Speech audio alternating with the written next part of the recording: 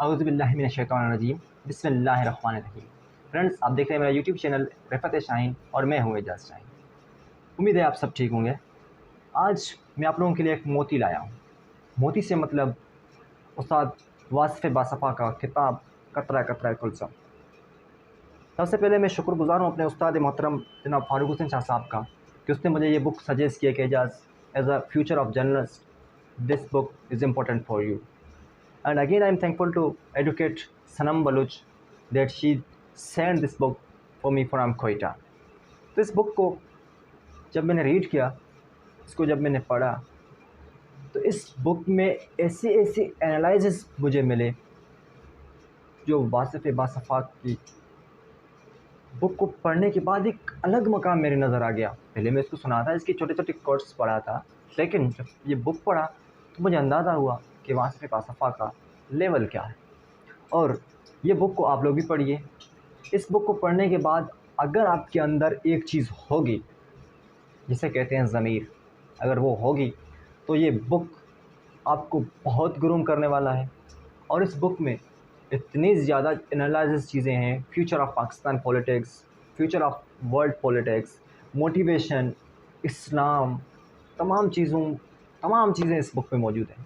اس بک بہت چھوٹا سا بک ہے، بالکل ایک دن میں آپ اس کو پڑھ سکتے ہو تسلی کے ساتھ، لیکن اس کو سمجھنے کے لیے شاید صدیاں بھی بہت کم ہوں گی۔ تو آج اس کا ایک کالم جو پڑھا جس میں بہت سارے کویشچنس، انالائسس پوائنٹس تھے، تو میں سوچا آپ لوگوں کے ساتھ شیئر کر رہا ہوں۔ کچھ سوالات کے جوابات مجھے نہیں مل رہے تھے، وہ آپ لوگ میری ہیلپ کریں گے تاکہ مجھے ان سوالات کا جواب مل جائیں گے اور میں سیٹسفائیڈ ہو جاؤں گا۔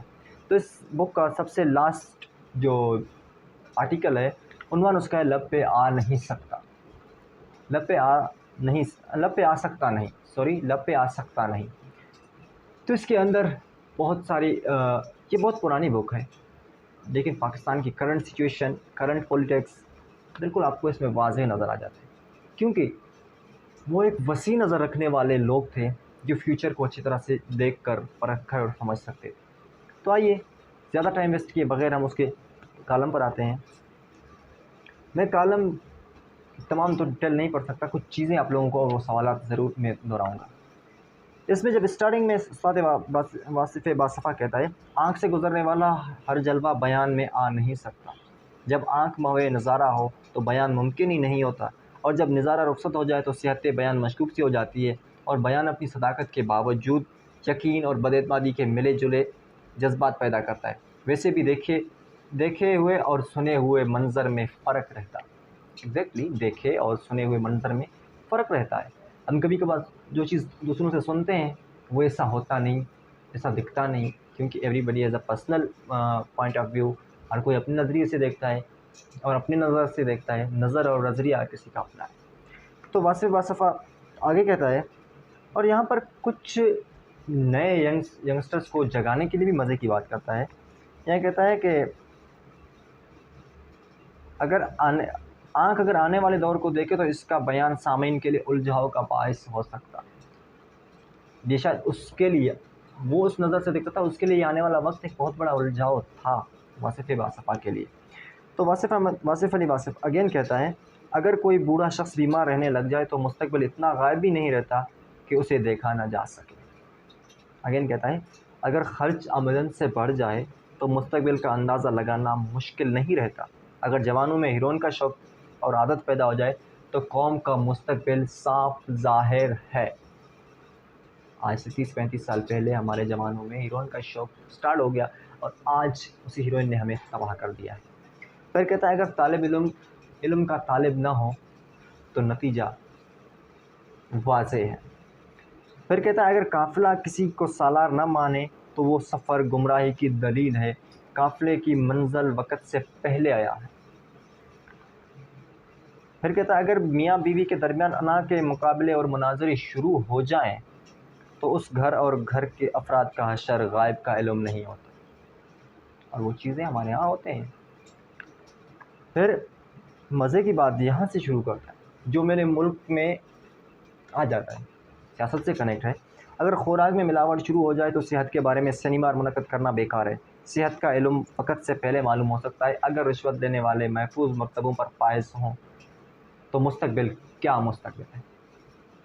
بالکل मेरे मुमलकत पाकिस्तान में उन्हीं पुलिस ऑफिसरों को, उन्हीं जजों को, उन्हीं वकीलों को हम टक्के भाव में बेचकर वो हीरोइन, चरस, शराब, अफीम खुलवाते हैं और दूसरे दिन अपनी एक इमेज बनाने के लिए हम सिनेमाज़ भी मुनाकिद करते हैं।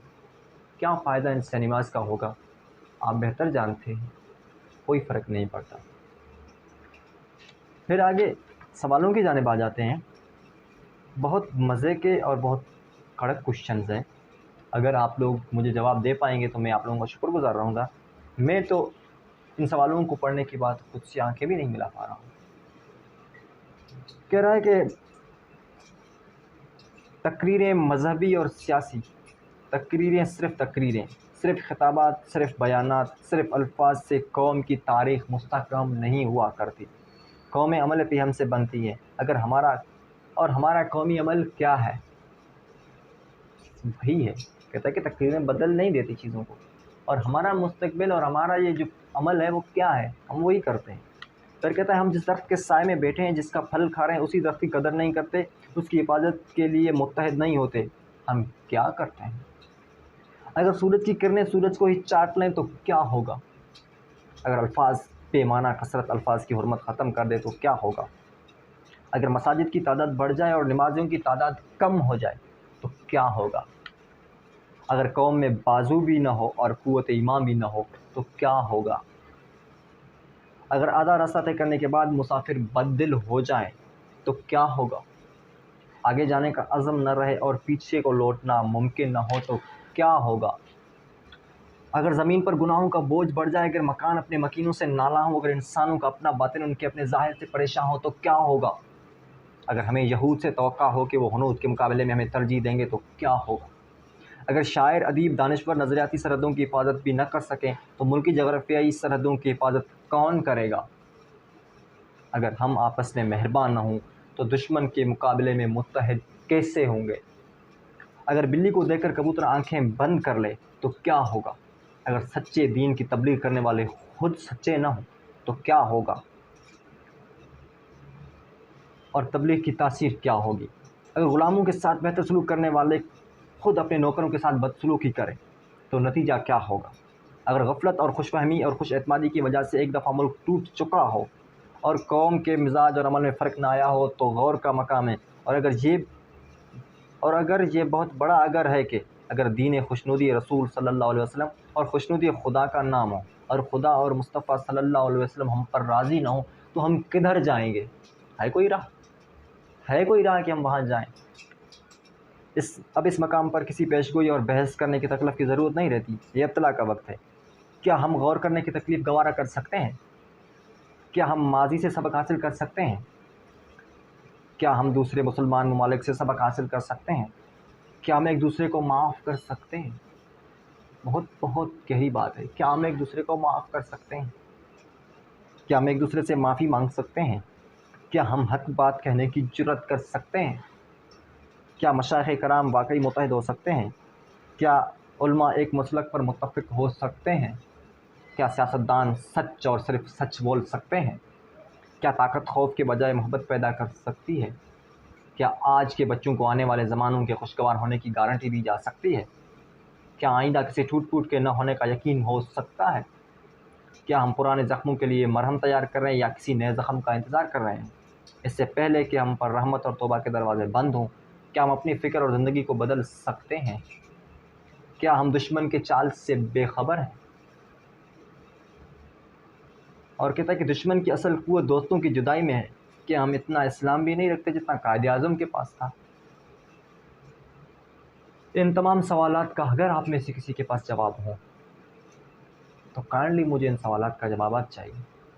मैं इन सवालों के जवाब ढूंढने के लिए सरगर्दा हूँ, बहुत परेशान हूँ। अगर आप मुझे जवाब दे सकें, शुक्रिया। अपना बहुत ख्याल रखिएगा और वासिफ़ बावस्फ़ा का ये किताब कतरा कतरा कुल्ज़म ज़रूर पढ़िएगा। मैं उम्मीद करता हूँ कि उस कुल्ज़म में एक कतरा आप भी बनेंगे अगर आप इस बुक को रीड करेंगे तो।